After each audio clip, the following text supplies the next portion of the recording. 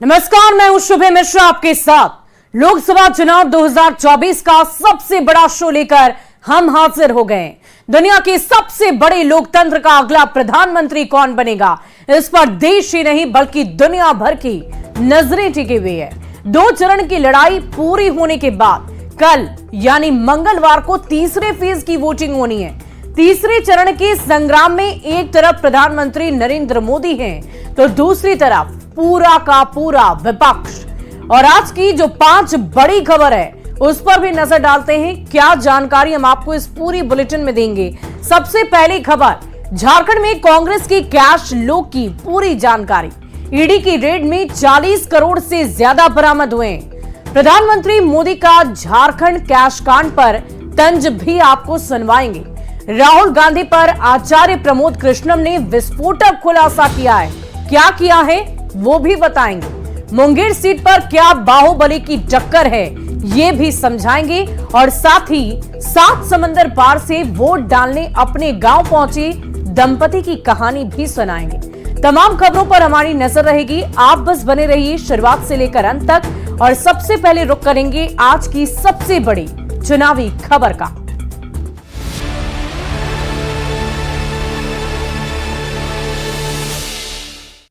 और लोकसभा चुनाव के बीच झारखंड में भ्रष्टाचार पर ईडी ने बहुत बड़ी कार्रवाई की है। कांग्रेस नेता और झारखंड सरकार के ग्रामीण विकास मंत्री आलमगीर आलम के ओएसडी के घर पर जांच एजेंसी की रेड के बाद उनके करीबियों के ठिकानों से नोटों के इतने बंडल जब्त हुए कि अधिकारियों के भी होश फाख्ता हो गए। नोटों के पहाड़ मिल रहे हैं, नोटों के पहाड़। लोगों का चोरी किया माल पकड़ रहा है मोदी वहां।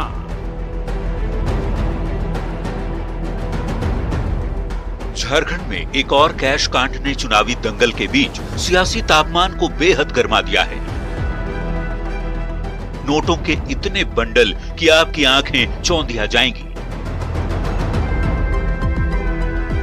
रांची में ईडी की टीम ने ग्रामीण विकास मंत्री आलमगीर आलम के निजी सचिव संजीव लाल और उनके करीबियों के ठिकानों पर जब रेड डाला तो अफसरों के भी होश उड़ गए। नोटों के इतने बंडल कि पैसे गिनने के लिए कई मशीनें लगानी पड़ी, कुछ मशीनें खराब भी हो गईं।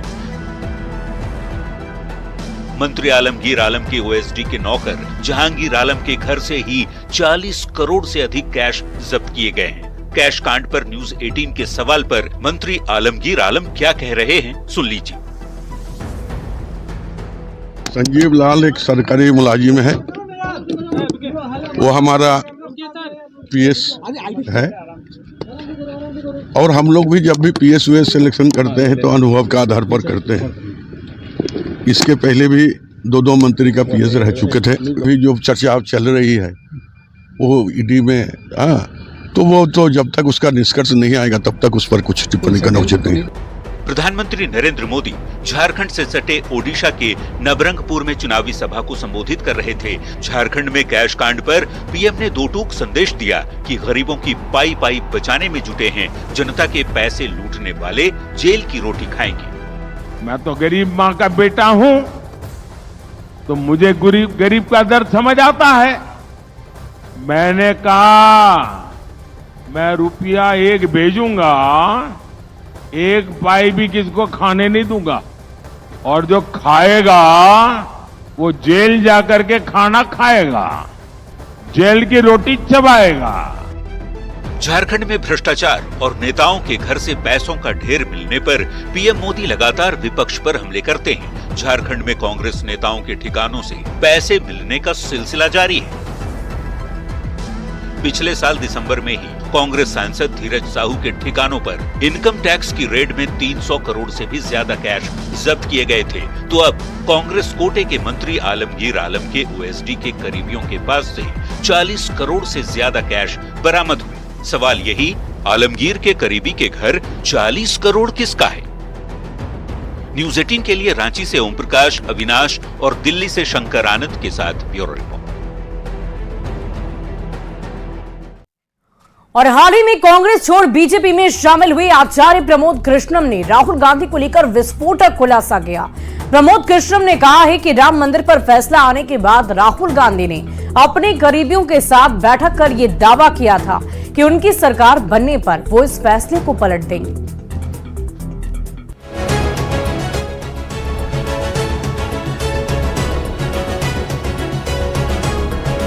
आचार्य प्रमोद कृष्णम ने बहुत बड़ा खुलासा किया है। आचार्य प्रमोद कृष्णम ने विस्फोटक आरोप लगाते हुए कहा है कि राम मंदिर पर देश की सर्वोच्च अदालत से फैसला आने के बाद राहुल गांधी ने अपने खास लोगों के साथ बैठक कर यह दावा किया था कि यदि उनकी सरकार बनी तो वे राम मंदिर के फैसले को पलट देंगे। राहुल गांधी को लेकर क्या गंभीर आरोप आचार्य ने लगाए हैं, जरा ध्यान से सुनिएगा। जब राम मंदिर का फैसला आया, राम मंदिर बनना शुरू हुआ, उसके बाद राहुल गांधी जी ने अपने नजदीकी लोगों की एक बैठक में अमेरिका के रहने वाले अपने एक शुभचिंतक के कहने पर, इशारे पर, सलाह पर यह बात कही थी कि अगर हमारी सरकार बनती है तो हम सुपर पावर कमीशन बना करके राम मंदिर के फैसले को पलट देंगे। कुछ दिनों पहले तक कांग्रेस की तरफ से आचार्य प्रमोद कृष्णम पार्टी का पक्ष रखते थे। 30 साल से भी ज्यादा वक्त तक कांग्रेस के साथ खड़े रहने वाले आचार्य प्रमोद कृष्णम सनातन के विरोध के चलते कांग्रेस का पंजा छोड़ बीजेपी में शामिल हो गए। चुनावी दंगल के बीच आचार्य प्रमोद कृष्णम ने राम मंदिर को लेकर जो गंभीर आरोप राहुल गांधी पर लगाए हैं, उससे सियासत बेहद गरमाने वाली है। Bureau report, news 18। वहीं मुंगेर लोकसभा चुनाव में बाहुबली अनंत सिंह की इनडायरेक्ट एंट्री से ट्विस्ट आ गया है। माना जा रहा है कि एक खास टाइमिंग में अनंत सिंह का जेल से बाहर आना लालू प्रसाद यादव के MY समीकरण की तोड़ के मकसद से लिया गया एक बहुत बड़ा कदम है। बाहुबली का जवाब बाहुबली से देने की पूरी तैयारी की जा रही है। सियासत में बाहुबलियों के इस्तेमाल की कहानी कोई नई नहीं है। मुंगेर में जेडीयू को ललन सिंह की सीट मुश्किल में दिखी तो अचानक जेडीयू के पूर्व विधायक और मोकामा के बाहुबली अनंत सिंह की एंट्री हो गई। वो अनंत सिंह जो जेल में बंद थे। आरोप है कि ललन सिंह की राह को आसान करने के लिए बाहुबल की बिसात बिछाई गई है। अनंत सिंह को इन्हीं लोगों ने बंद किया। इन्हीं लोगों ने उनके घर में AK-47 डाल के और केस बनाया, क्योंकि उस समय अनंत सिंह विरोध करते थे और आज ऐसे समय में पेरोल मिलता है, तो ये तो सवाल आप लोगों के लिए ज़्यादा है। मैं इस पे क्या बोलूं। मुंगेर लोकसभा सीट पर 13 मई को मतदान है। इस सीट पर जेडीयू ने ललन सिंह को टिकट दिया है, लेकिन यह सीट ललन सिंह के लिए चुनौती बन गई है, क्योंकि कुख्यात अपराधी अशोक महतो की पत्नी अनीता यहां से महागठबंधन की उम्मीदवार हैं। उन्हें आरजेडी के टिकट पर ललन सिंह के खिलाफ चुनाव मैदान में उतारा गया है। अशोक महतो धानुक जाति से हैं और उनकी पत्नी कुर्मी है, लिहाजा वोट की गणित में भी अशोक महतो की पत्नी ललन सिंह पर भारी पड़ रही है। यही वजह है कि चुनावों से पहले 15 दिन के पैरोल पर अनंत सिंह का जेल से बाहर आना बड़ी राजनीतिक वजह माना जा रहा है। मुंगेर लोकसभा सीट के जातीय समीकरण का हिसाब कहता है कि लगभग 4 लाख वोटर्स भूमिहार हैं। इसके बाद दूसरे नंबर पर कुर्मी और कुशवाहा हैं, जिनकी संख्या लगभग 2 लाख से ज्यादा है। ऐसे में अनंत सिंह का बाहर आना भूमिहार वोट बैंक के साथ इलाके में प्रभाव को देखते हुए ललन सिंह की राह को आसान जरूर कर सकता है। और आइए शो के इस सेगमेंट में देखते हैं बयान बवाली नेताओं के वैसे बयान जिन पर मच गया है सियासी घमासान।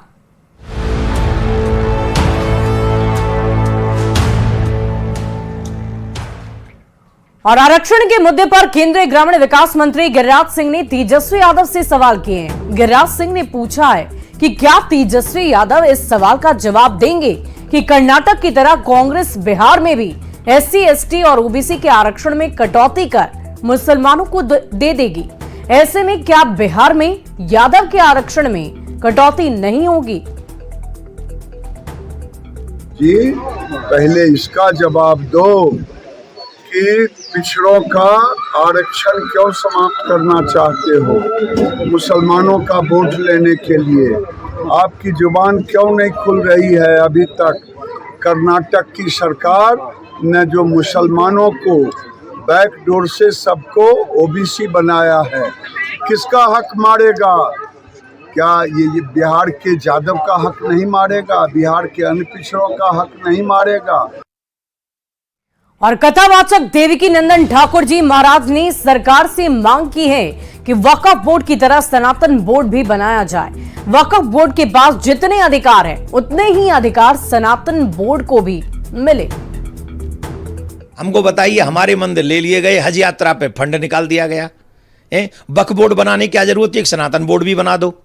हम जानना चाहेंगे वक्फ बोर्ड को इतनी ऑथोरिटीज क्यों दे दी गई, उनके लिए रूल रेगुलेशन क्यों बना दिए गए? अगर आपको इतना ही प्रेम था सबसे और समान, जो कि संविधान सबके लिए समान है, तो जब संविधान एक है तो कानून दो कैसे हो गए? वक्फ बोर्ड का निर्माण क्यों हुआ? और अगर वक्फ बोर्ड का निर्माण हुआ तो मैं तो आज मोदी जी से भी कहूंगा, अगर उनकी दोबारा सरकार आए तो सनातन बोर्ड का भी गठन होना चाहिए। और आइए प्रधानमंत्री के इस सेगमेंट में देखते हैं ऐसी तस्वीरें जो सियासत के लिहाज से सोशल मीडिया पर तेजी से वायरल हो रही है।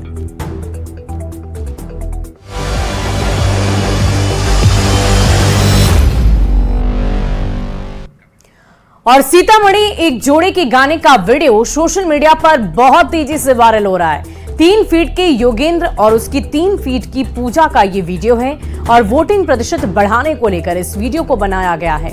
जिला प्रशासन ने 3 फीट के योगेंद्र को स्वीप कोषांग का आइकॉन बनाया।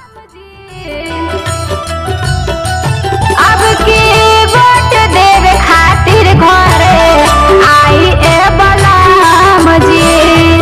अब की वोट देवे खातिर घरे आई ए बलराम जी। और पश्चिम बंगाल की मुख्यमंत्री ममता बनर्जी ने दुर्गापुर में टीएमसी उम्मीदवार कीर्ति आजाद के पक्ष में चुनावी पदयात्रा की है। सोशल मीडिया पर उनकी भी तस्वीर वायरल है।